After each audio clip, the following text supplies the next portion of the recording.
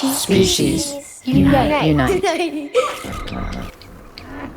There was just this love I developed of life, just all life, and how much life can be a joy to witness and experience if we're not severing ourselves or severing other lives from our own. And then you start to see all the connectedness, and it's like a drug.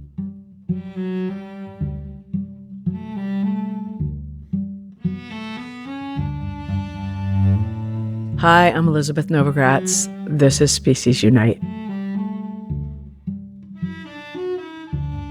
What if healing wasn't about fixing yourself, but about remembering what it means to be alive? This conversation is with writer, artist, speaker, teacher, and deep feeler, Mari Andrew, about her new book, How to Be a Living Thing, an exploration on animals, embodiment, and the wild, wondrous mess of being human. Through stories of rats and oysters, cardinals and bears, Mari explores the quiet wisdom of creatures who live without apology, who don't shrink themselves to be loved, who remind us what it is to be curious, connected, and enough.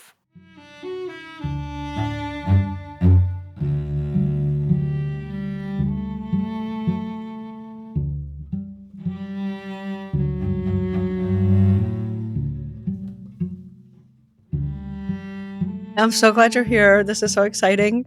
I just read your book, How to Be a Living Thing, and I can't tell you how much I love it. I love it. Thank you so much. And because, like I was saying to you a minute ago, we do go into the dark a lot, not just podcast-wise, but like in our news, in our campaigns, in the sense of we look at a lot of bad stuff. Yeah. And you talk about so many animals in this book and talk about how humans treat them, which is usually not great. Yeah. But you don't go into the dark. You stay really light and beautiful and joyful, and it's awesome. Thank you for saying that. Thank you so much. I so appreciate you saying that. It was a goal of mine to retain my joy while writing this, which, comes and goes. I'm a human animal, so of course it's going to fluctuate. But I'm so glad that came out because the joy for me was learning about all these creatures.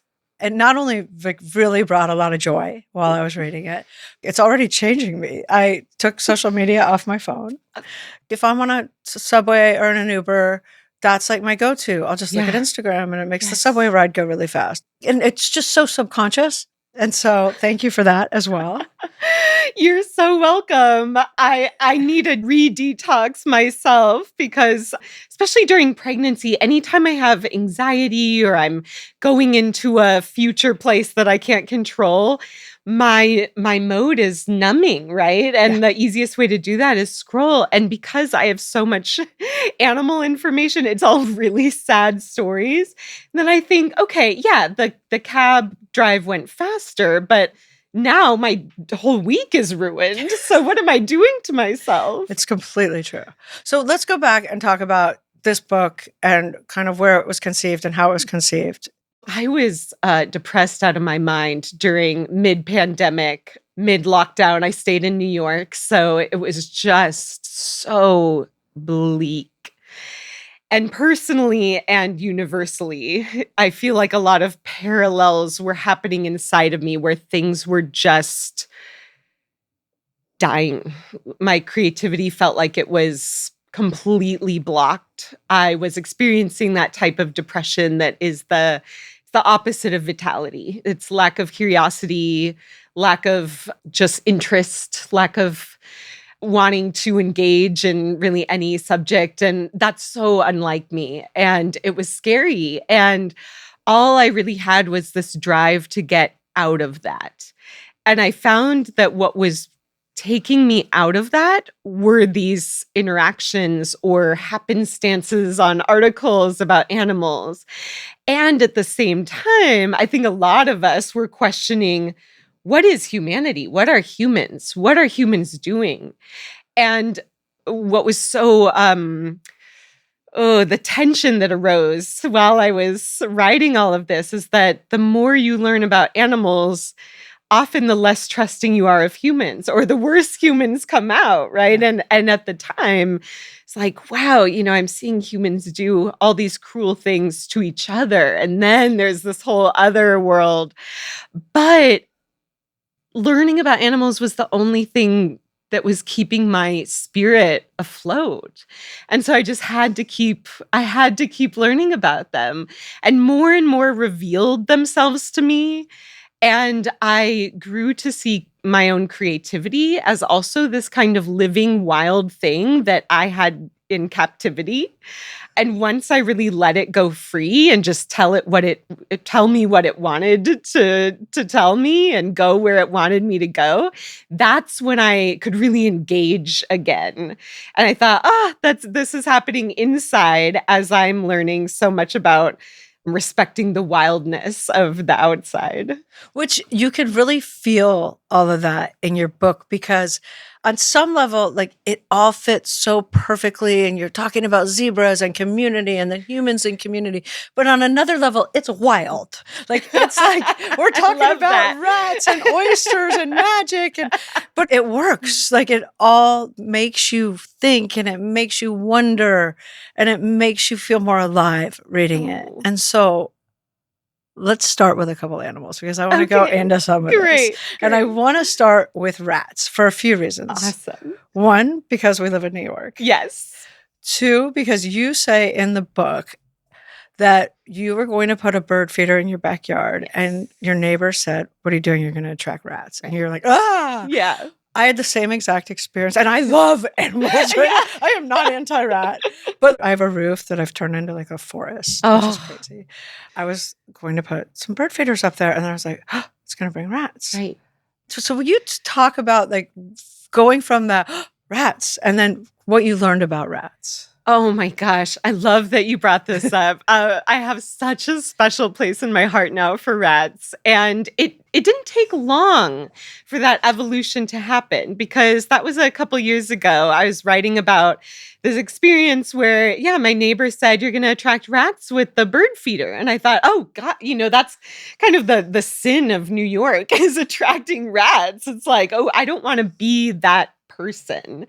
And I was really in my head about it. Like, what exactly is wrong? Because I can't believe that rats are much dirtier than city birds, or I can't imagine that they cause more havoc. I mean, I'm just trying to think, where did we get here? I was just reading a tip that came up on my Instagram, of course, about putting chili pepper in bird seed to detract rats, because birds can't taste spice, apparently. And I even caught myself saying then, like, oh yeah, okay, that makes sense. Like, we don't want to attract rodents. I think that's so baked in us. It might be an evolutionary thing because it seems so visceral. Yeah. But I really started breaking it down. And I thought, oh, okay, I think I might see what's going on here. Is no human wants to be associated with rats. They are a symbol of what is grossest and lowest to us. Their behavior is so impulsive and so not what we think ourselves to be. I wrote about how, humans love thinking that dogs are our most similar animal. And wouldn't that be so flattering? Wouldn't that be so nice? But they're really not. I mean, rats are perfect mirrors of our most base behavior, of how we act when no one sees us. And they're also so similar in many social and emotional ways. But I was realizing, oh yeah, I don't want to be that rat lady. I don't think I'm that. And that's, I think, the story of so many of, what we call pests, is we don't want people to think we're like them. And so we pretend we don't see them. We don't want to be associated. And that actually causes us so much harm, not only, from the meaningful connections we could make with many types of animals, but also with each other. Like, who do we not want to be associated with? Well, and that's what's really got me, bringing it to the human version of who we ignore, who we dissociate from, because of differences society doesn't like. And going into those realms of like, okay, now I need to pay more attention to those people. Yeah. And now I need to see them for myself and to show other people that we should all be seeing them. And did that change you? Did you really start looking at people differently and kind of walking in the world differently with that revelation? Yeah, I did. Although, you know what? Like so many things I learned from animals, I knew all of that when I was a kid. Like I knew there was no difference between us. I was really drawn to weird looking people. I was always like in admiration of people on the margins. And I loved people who looked and acted differently. And I loved reptiles as a kid. And at some point that was conditioned out of me.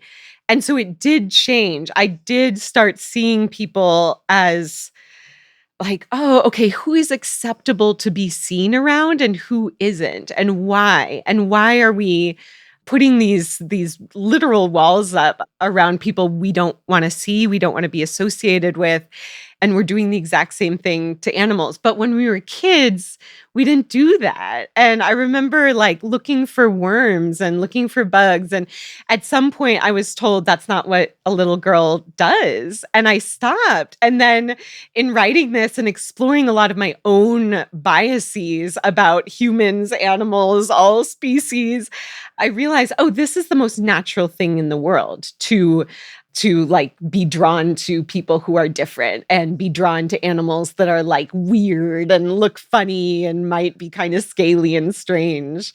So it felt like more of a return than a change. Well, and to be really curious without judgment. So true. Exactly. So much of what you've done here is kind of make us rethink how we are as humans and how much we have in common with every animal you talked about in this book. Yeah. And a lot of it, because I talked to so many people from all walks of life who work to make the world better for animals. But a lot of it, especially with the scientists, a lot of what they're learning was, you know, in the 40s, 50s, 60s, 70s, we didn't believe animals, 80s even, we didn't believe animals had emotions. We didn't believe animals felt pain, physical pain. There was so much bias because everyone was so terrified of anthropomorphism that, and a lot of what you do in your book is the same thing. It's stuff we inherently know. We know our dogs feel pain or guilt or sadness. Why do we have to keep proving it over and over? We know elephants are smart. Right. We know all these things, right? But it's got to keep being proven and proven because we disproved it for so many decades. It's kind of the same thing. We knew so much of this as children. This book is such a reminder of like, we're more alike with all of these guys than we are different. Yeah. And changing the narrative for how we see them, all of them, is the only thing that's going to save them. Yes. Because we treat them horribly for the most part. Yes. And now I'm going to go to an extreme. From your book, when I read it, I was like, well, that's awesome. But it also didn't shock me. Oysters. Will you tell that story? Yes. Okay. I love this story. So a few decades back, this really wonderful, magic-loving scientist who did not see those worlds as different, magic, science, poetry, didn't put a firm line in between them.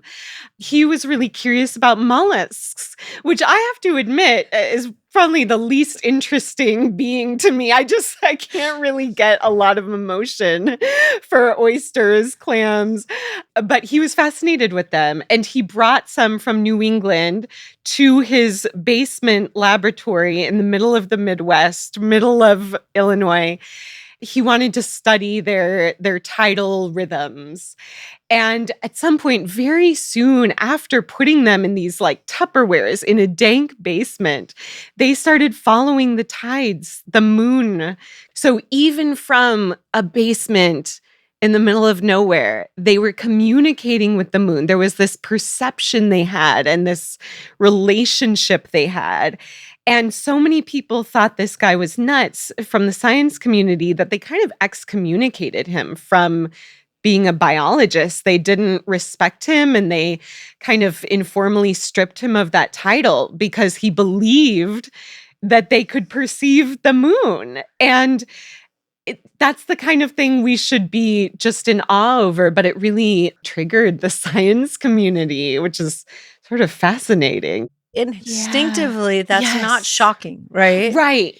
That we're right. super connected, that energy kind of runs Yes. the show, Of course. and that there's so much going on that we don't understand. Right. But we don't want to admit any of that. Right. Right.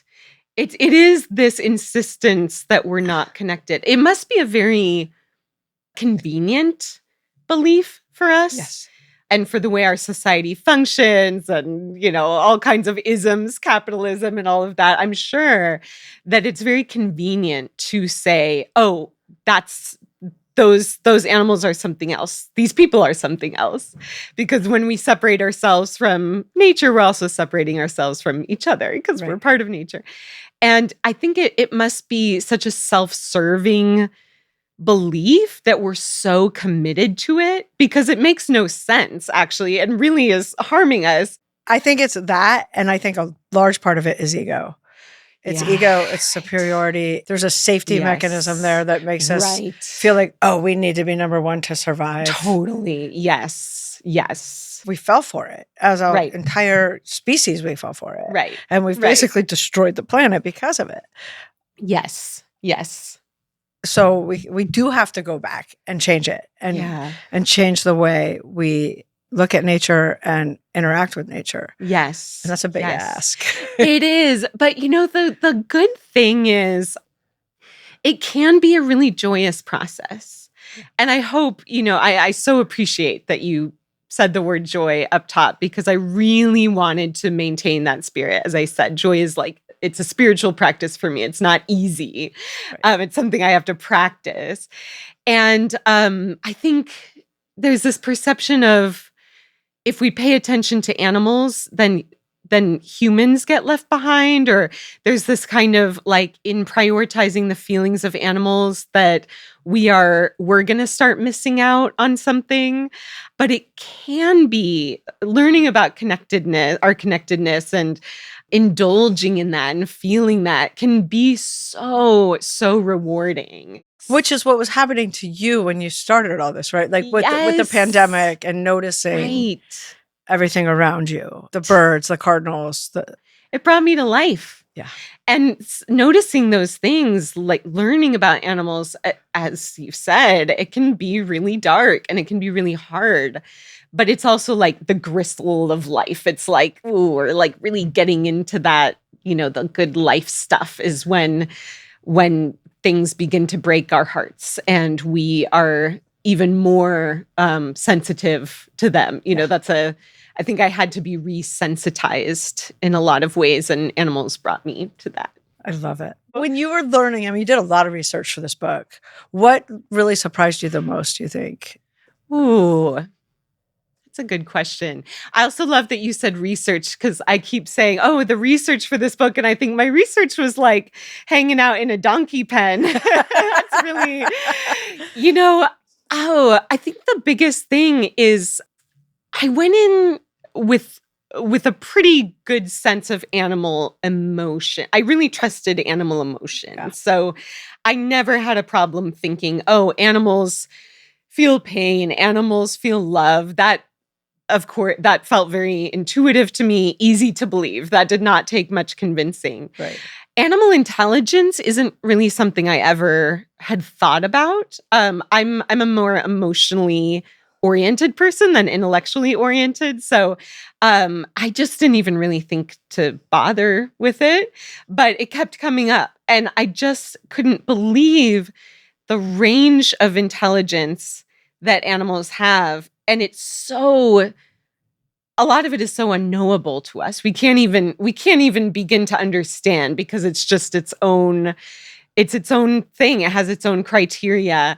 And that also I mean, again, just inevitably made me learn so much more about human intelligence and ways that all of us can come together and actually contribute our really distinct ways of knowing and learning and listening and bring in our cultures and subcultures. And it's funny, like I used to think, oh, I couldn't be vegan while traveling because I want to taste the traditional foods of the lands.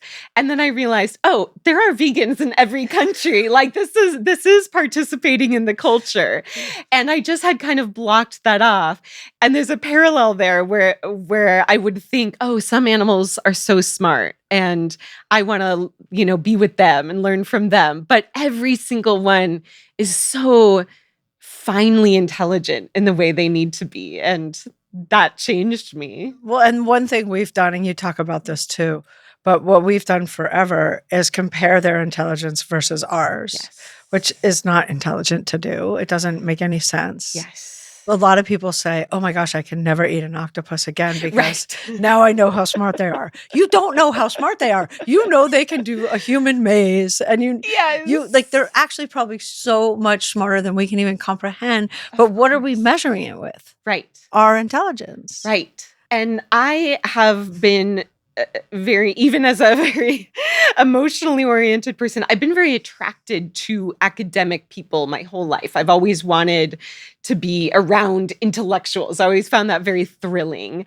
And I loved being accepted by people who were considered, Bryony standard, like very smart. And I realized this was also kind of around pandemic because of the people I was spending time with. But I always felt really bad after I hung out with them. I felt like, oh, my subjectivity, my own sensitivity, perception isn't really being respected here. And so I could so immediately transfer that experience of being held to a certain measure of intelligence that had nothing to do with me, had nothing to do with my abilities or what I have to share with the world. I went through a lot of insecurity writing this book, thinking, am I smart enough? Am I scientific enough? Do I need more logic? And I thought, no, what I have to share is an emotional experience. And that's valuable. It's hugely valuable. It took me a very long time. It's hugely, and go back to the bears for a second, because that's a great place to get to when you talk about being insecure and not just intellectually or like how people see certain people and not others, but how we see ourselves and how animals don't do this, not in this way. Right? They don't go like, oh, I can't go out tonight because like my hair's a little whatever. Oh, because I'm shedding. They just are like, this is my body and this is how I get around and it's awesome. Yeah. And that's just not one of their issues.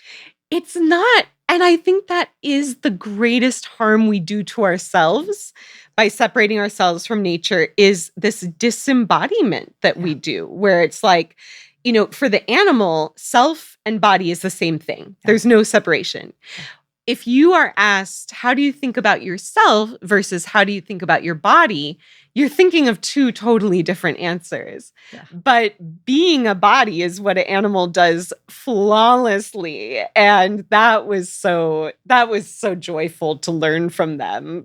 It is like, that's, I think, how we're meant to be. We've just messed it up. Like, we're meant to, like, you say, this is the body my soul chose. Yeah. Yeah. I thought that was so beautiful. And it's such a game changer. I think so. I know a lot of people wouldn't resonate with that language, but it really oriented my relationship with my body in such a different way. And really feeling so thankful for all the ways that I perceive the world with this body. And when we think about bodies, often we're thinking about body image, but there's so much that comes with your specific body. Are you very sensitive to heat like I am? Are you very sensitive to the joy of being in water like I am? We all have these really beautiful singular tendencies about being in this body. That's something that always brings me back to gratitude when I've, listened to society. But very convenient, again, for society to disembody us so they can sell things. No, 100%.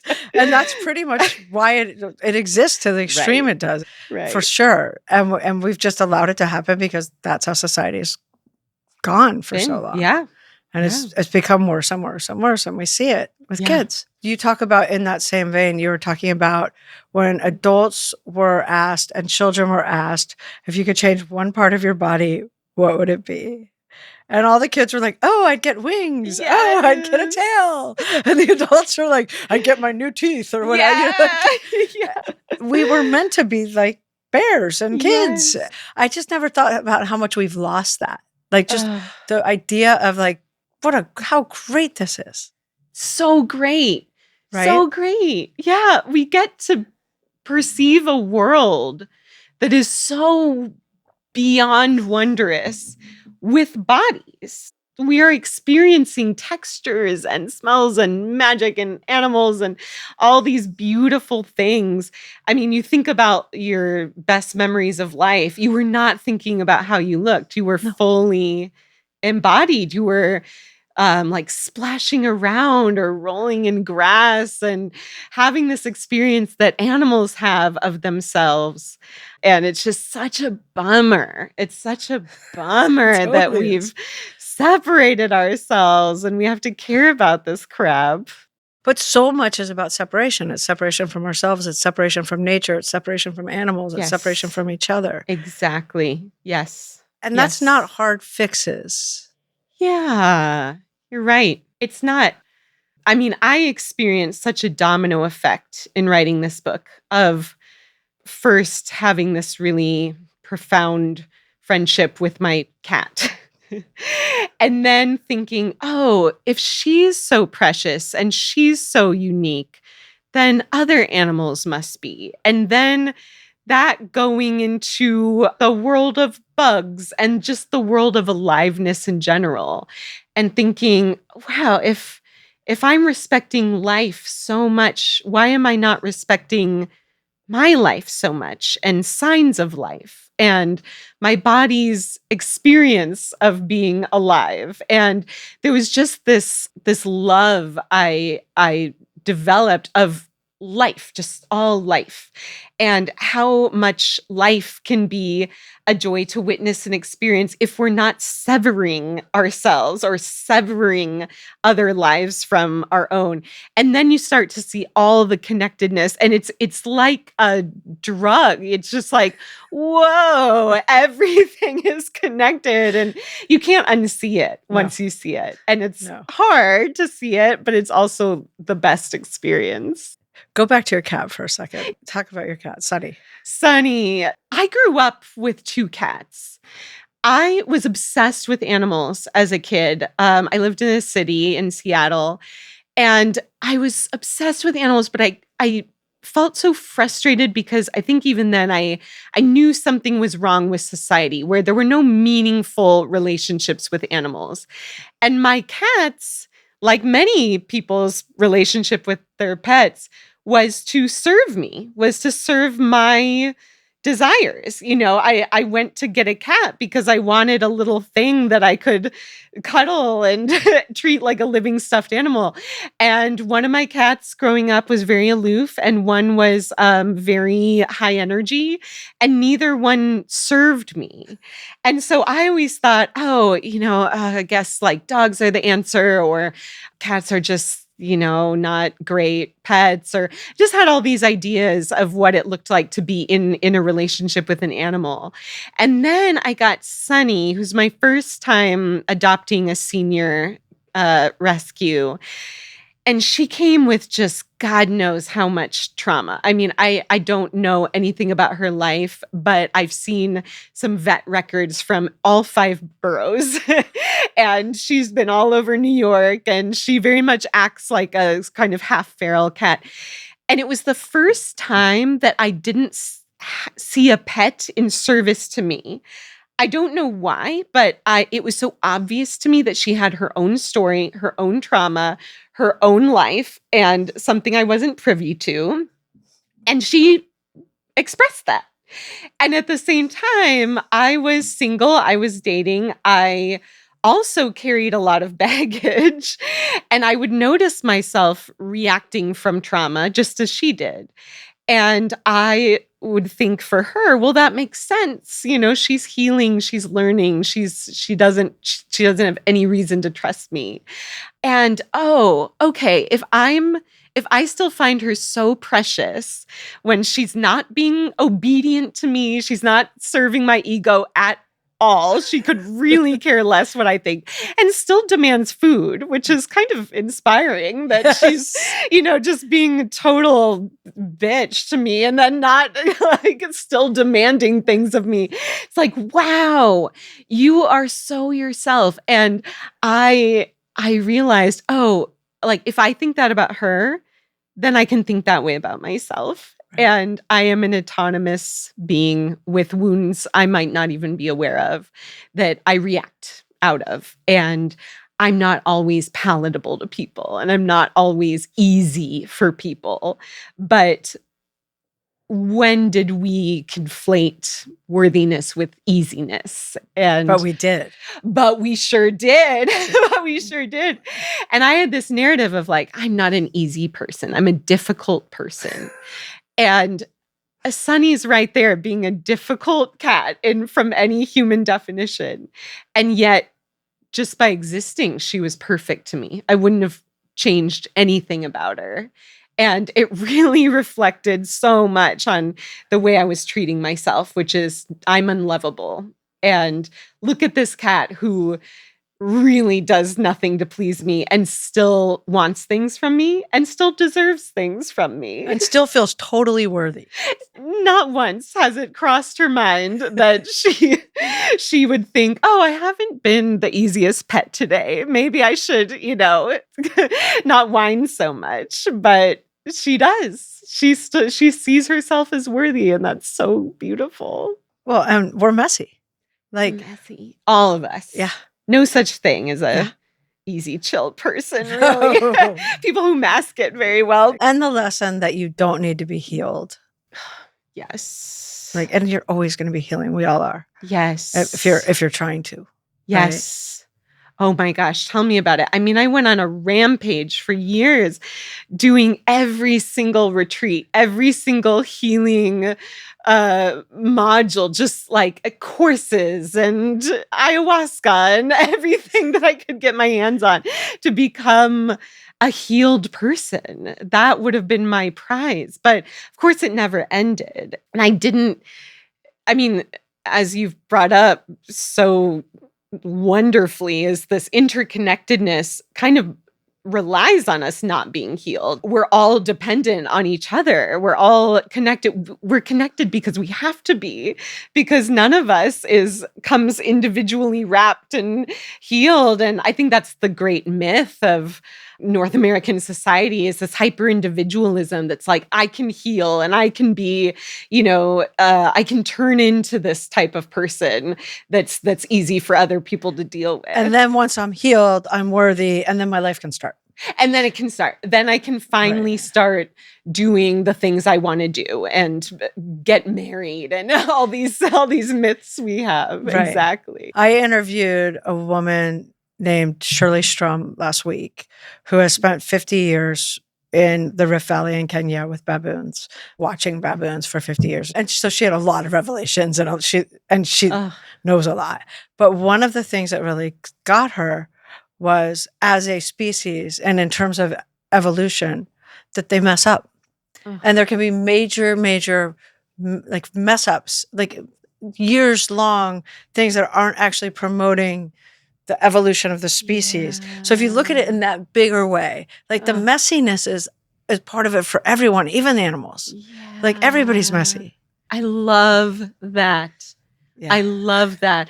I think another way we sever ourselves from animals, which we think is in a really good way, is by thinking of them as like pure angels. Yes. We do this with disabled people too. Like, people with intellectual disabilities are so pure and Good. childlike and good. Yeah. And I've worked with a lot of people with disabilities, and that's not the case. And thank God, they have their own stuff and they're fully realized people. Yeah. And you're so right.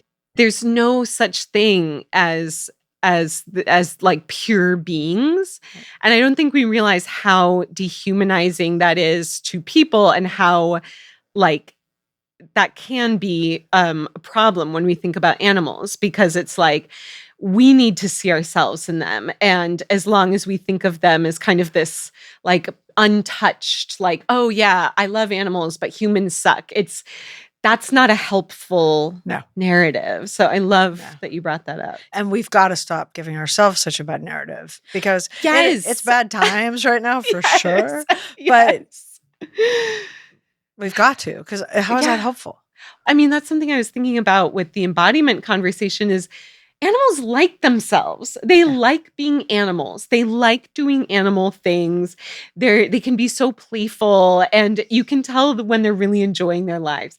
And it's so disturbing, this kind of self-flagellation of humans saying, oh, we suck, and humans are so, bad, inherently bad. And by not liking ourselves, we really keep ourselves from connecting with others. I mean, you can't make a friend while hating yourself.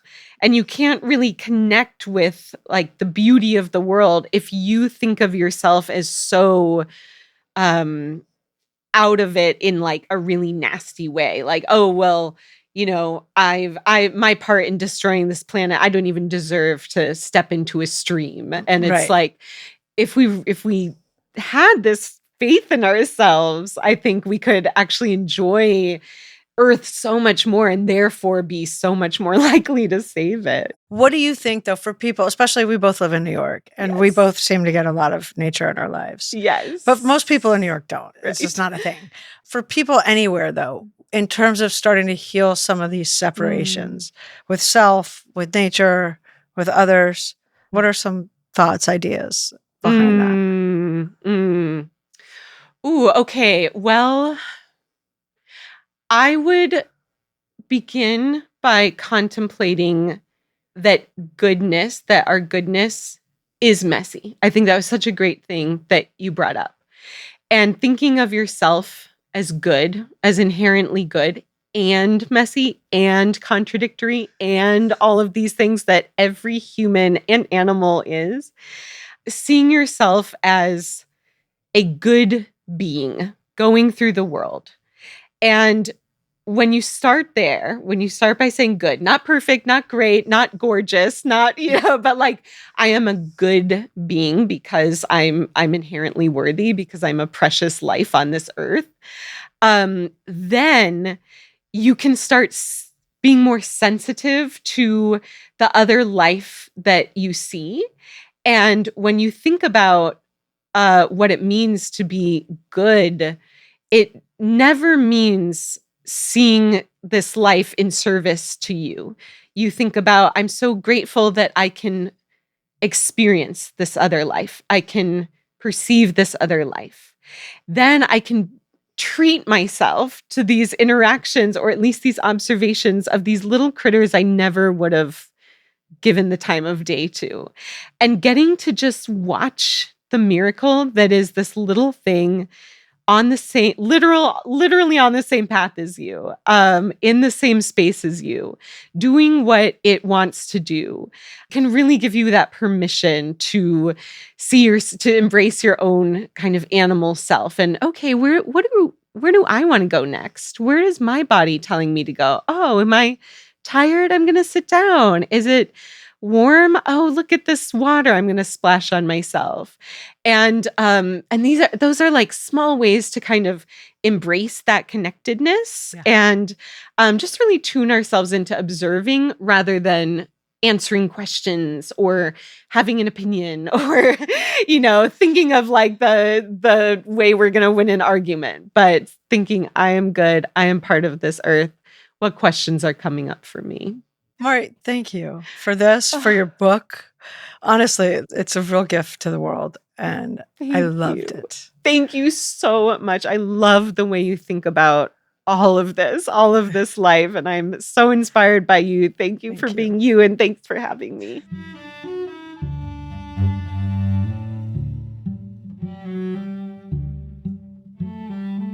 To learn more about Mari and how to be a living thing, go to our website, speciesunite.com. We will have links to everything. We're on Facebook, Instagram, and TikTok at Species Unite. If you have a spare moment and could do us a favor, please subscribe, rate, review on Apple Podcasts or wherever you listen to podcasts. It really helps people find the show. I would like to thank everyone at Species Unite, including Gary Knutson, Caitlin Pierce, Amy Jones, Paul Healy, Santina Polky-Link, Bethany Jones, Hannah Gabrielson, and Anna Kollner, who wrote and performed today's music. Thank you for listening. Have a wonderful day.